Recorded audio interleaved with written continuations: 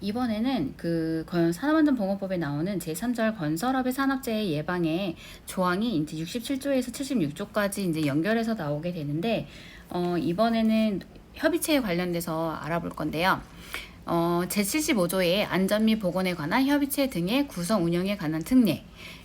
기존에 배웠던 게 그 기술지도 부분에 있어서는 그 1억에서 120억 미만의 그 건설공사에 대해서 그 기술지도를 해야 된다고 했다고 하면, 여기서 건설공사의 크기는 120억 원 이상에 대한 건설공사, 그리고 토목공사 같은 경우 이제 150억 원 이상의 그 건설공사의 건설공사 도급비는 근로자위원과 사용자위원회 같은 수로 노사협의체를 구성을 해서 그 노사협의체의 심의 의결을 거친 다음에 회의록을 작성을 하고, 또 심의 의결 사항과 다르게 또 협의 사항을 산업재해가 발생한 경우는 협의 사항을 협의를 해서 진행을 하게 되는 건데, 요거에 대해서 이제 세부적으로 알아보면 천천히 볼게요. 1항에 보면 이제 대통령령으로 정하는 규모의 건설공사, 아까 말했듯이 그 120억 원 이상에 대한 건설공사를 해당이 되는 거죠. 그것 때는 이제 노사협의체를 구성을 해야 된다.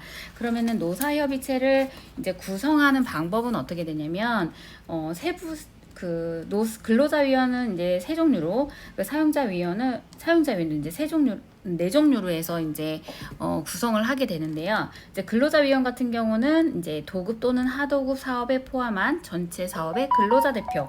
두 번째는 명예산업안전감독관 1명. 만약 위촉이 되어 있지 않는다고 하면 그 해당 사업장인 근로자 1명을 하시면 돼요. 그리고 세 번째로는 공사 금액이 20억 원. 원래는 전체적으로는 이제 120억 원 이상이었다고 하면 각 공사를 하는 그 감계수급인이 있을 거잖아요. 그래서 그 감계수급인의 각 근로자 대표들이 모이게 되는 거고, 그 사용자 위원 같은 경우는 도급 또는 하도급 사업을 포함해서 전체 사업을 대표하는 사업자, 그 대표자, 그리고 그 두 번째로는 안전관리자 1명, 세 번째로 보건관리자 1명, 그리고 네 번째로는 공사 금액이 20억 원 이상의 공사의 관계수금의 각 대표자가 돼요.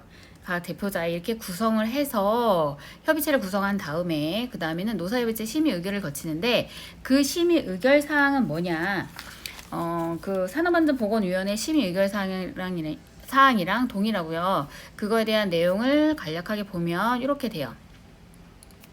자, 이제 사업장의 산업재해 예방 계획에 대한 수립에 관한 사항과 안전보건 관리 규정의 작성 및 변경에 관한 사항, 안전보건 교육에 관한 사항, 작업 환경의 점검 및 개선에 관한 사항, 그리고 근로자의 건강진단 등 건강 관리에 관한 사항, 산업재해에 관한 통계 기록 및 유지에 관한 사항, 그리고 두 번째로는 산업재해 원인 조사를 하고 재발방지 대책을 수립을 하는데, 그 중에서 중대재해에 관한 사항에 대해서 심의 의결을 하고요. 세 번째로는 유해하거나 위험한 기계기구 설비를 도입한 경우 안전 및 보건 관련 조치에 관한 사항, 네 번째로는 근로자의 안전 및 보건 유지 증진시키기 위해서 필요한 사항을 심의 의결을 해서 이제 회의를 개최하고, 그럼 회의는 얼마 정도로 이제 개최를 하느냐, 정기회의와 임시회의가 있어요. 그거 관련돼서는 이제 2개월마다는 정기회의를 노사협의체 위원장이 소집을 하고요.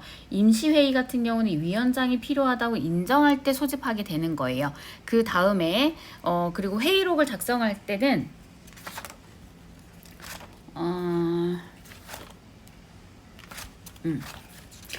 회의록을 작성할 때는 산업안전보건위원회랑 회의록 작성하는 거랑 내용은 똑같아요. 개최 일시 및 장소를 하고, 출석위원, 그리고 심의 내용 및 의결 결정 사항이 뭔지, 그리고 토의 사항이 뭔지 회의록을 작성을 해서 그걸 이제 기록 보존하게 되는 거죠. 그 다음에 5항은 산업재해 발생한 경우에는 협의 사항이 또 따로 있거든요.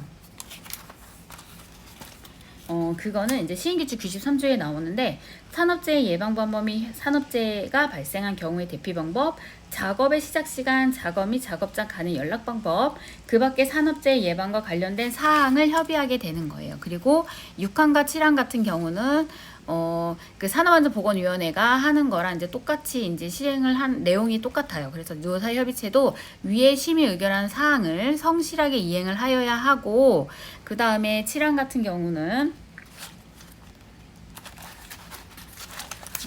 이거예요. 그러니까 뭐 명령, 단체 협약, 취업 규칙 및 안전보건 관리 규정에 반해서 심의 의결을 해서는 아니 된다. 그 내용이랑 그 다음에 이제 그 노사협의체의 이제 위원에게 직무 수행 관련해서 불리한 처우를 해서는 아니 된다. 요 내용에 관련된 내용이에요.